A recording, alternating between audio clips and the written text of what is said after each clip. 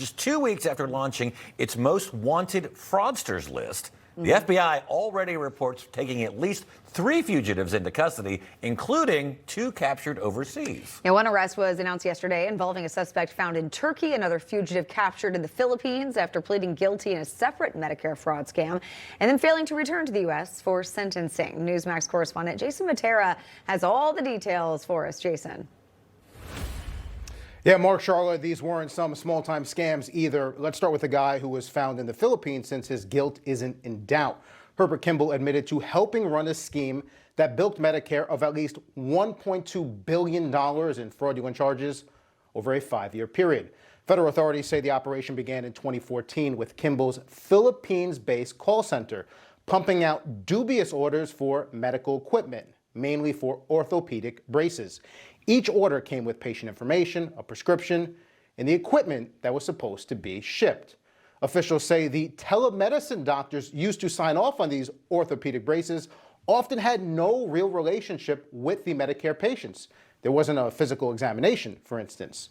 And in some cases, these doctors didn't even speak to the patient before approving the brace. Prosecutors say those patient orders were then sold to medical equipment companies, and those companies would turn around and bill Medicare for that equipment.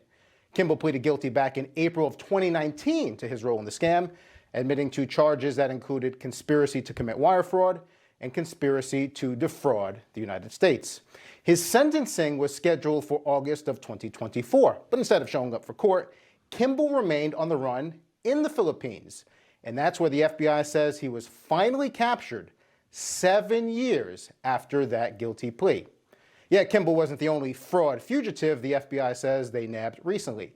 Just yesterday, Kash Patel announced the arrest of Ibrahim Hilmi, who authorities say is tied to an even larger Medicare scheme, this one totaling $3.7 billion. Hilmi had allegedly been on the run for a year, hiding out in Turkey until he was apprehended.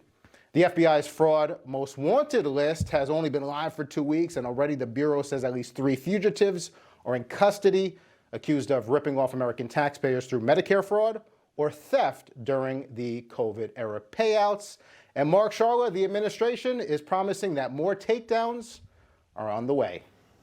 Yeah, it's been going on for far too long. And for those interested, there is a website where you can report Medicare fraud. You can find it at medicare.gov. Information. Truth is freedom.